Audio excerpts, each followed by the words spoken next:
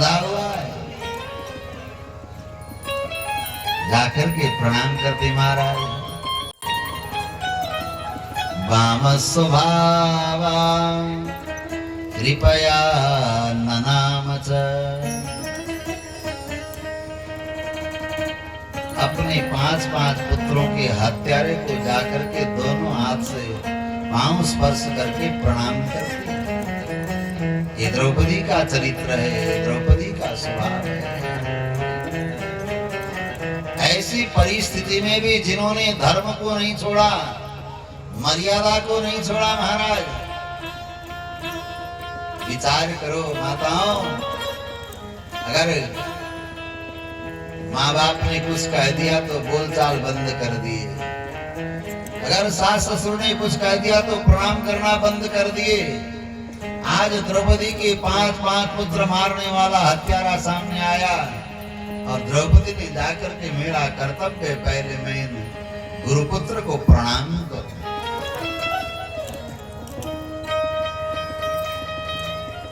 भगवान देख करके द्रौपदी के इस मर्यादा को, इस धर्म पालन को, कैसी भी परिस्थिति आ जाए जीवन में धर्म नहीं छोड़ा, पास मुक्त कराती है। अर्जुन ये क्या कर रहे हो? अपने गुरुपुत्र को मारना चाहते हो? अरे पुत्र हत्यारा आतताई होगा, होगा आतताई होगा हत्यारा, पर ये हमारे गुरुपुत्र है भाई, जिनके कृपा से सारे धनुर्वेद का रहस्य तुमने प्राप्त कर लिया और आज तुमने ऐसे आचार्य का वध करा करके गुरु माँ को विधवा बनाया और उनका बुढ़ापे का सहारा एक पुत्र, उसका भी वध करना चाहते। मुच्यताम मुच्यताम एष ब्राह्मणो नितराम गुरु मारोदीदस्य जननी गौतमी पतिदेवता यथाहं मृतवत्सारता रोदिम्य श्रुमुखी मो। मैं रो लूंगी, क्या इन्हें मारने से क्या हमारे पुत्र लौट आएंगे? अर्जुन, अगर हमारी गुरु माता गौतम कुल की उस माँ की आंखों से अगर अश्रुपात होगा तो हो सकता तुम्हारा जो बचा कुल है उसका भी विनाश हो। अपने गुरु माँ की आंखों में आंसू न निकले, मैं रो लूंगी, मैं पुत्र शोक को सह लूंगी, पर मैं अपने गुरु माँ को शोक देना नहीं चाहती। इस तरह जो द्रौपदी का चरित्र है, फिर भी भगवान से कोई शिकायत नहीं है। 5 पुत्र का संस्कार हुआ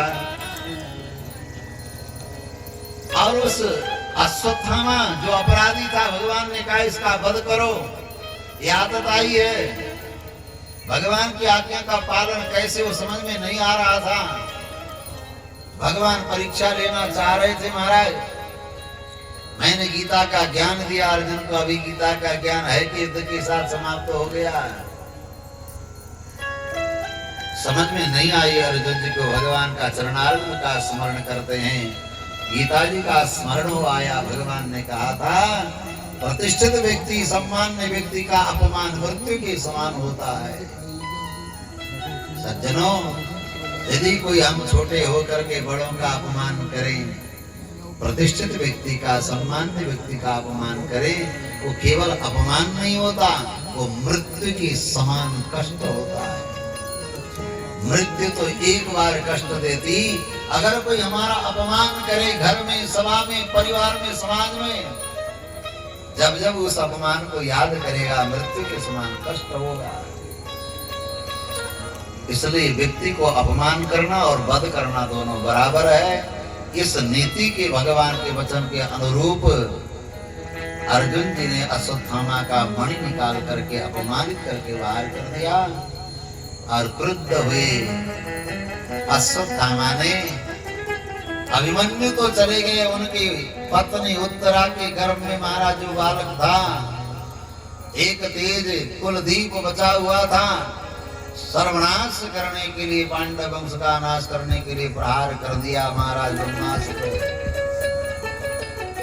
जहाँ 5-5 पुत्रों के वियोग में द्रौपदी रो रही, कुंती रो रही हैं, सब दुखी हैं।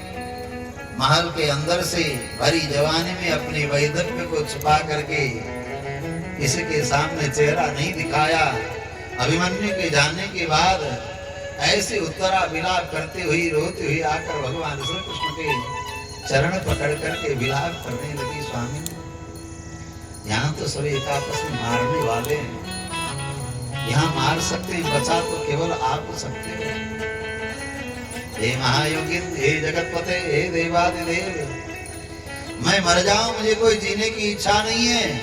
इस भरी जवानी में विधवा बनकर के इस संसार में मैं कब तक महाराज रहूंगी?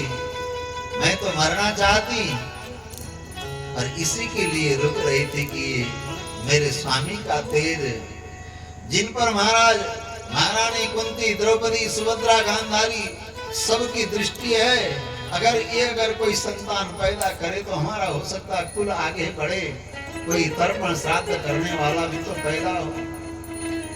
आज कृष्ण वो भी समाप्त हो रहा है, मेरा उधर जल रहा है, मैं बचूंगी नहीं, मैं तो मर जाऊंगी, पर कृष्ण उस बालक की रक्षा कर, उसको जीवित कर। भगवान सामने देखते देखते खड़े थे, मुस्कुरा रहे थे। एक अंगुष्ठ प्रमाणक बनकर के उत्तरा के गर्भ में प्रवेश करते हैं, अपने सुदर्शन चक्र के द्वारा अश्वत्थामा के ब्रह्मास्त्र को समाप्त कर देते हैं। जहां उत्तरा का प्राणांत हो रहा था, चेहरा जल चुका था, बदन काला पड़ चुका था, ब्रह्मास्त्र के तेज से भगवान के प्रवेश करते ही, भगवान का दिव्य मंगलमय बपु अमृतमय है, उस अमृत का स्पर्श होते ही उत्तरा का बदन खिल गया, सुबह कांति चारों ओर फैलने लगी। महारानी कुंती, द्रौपदी, सुभद्रा समझ गई ये सब मेरे कृष्ण की कृपा। अतः ईशेन जीविता पुनः, वो बालक मर चुका था, वो भ्रूण भगवान ने पुनः उसको जीवित कर अपने भक्तों के लिए, अपने भक्त की कुल की रक्षा के लिए। जो असंभव है, मरा हुआ प्राणी लौट के नहीं आता, पर भगवान ने उस तरह के पुत्र की रक्षा करी, जीवन दान दिया, पुनः उसको बचाया मारा।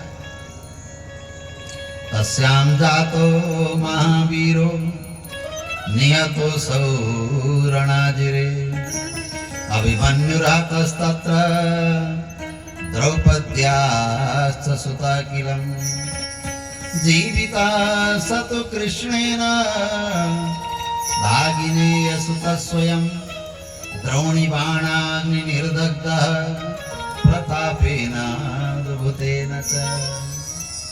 सूत जी कहते हैं कि मुनियों, भगवान का अद्भुत प्रताप है, भगवान की अद्भुत कृपा है, वो चाहे तो असंभव को संभव करा सकते हैं।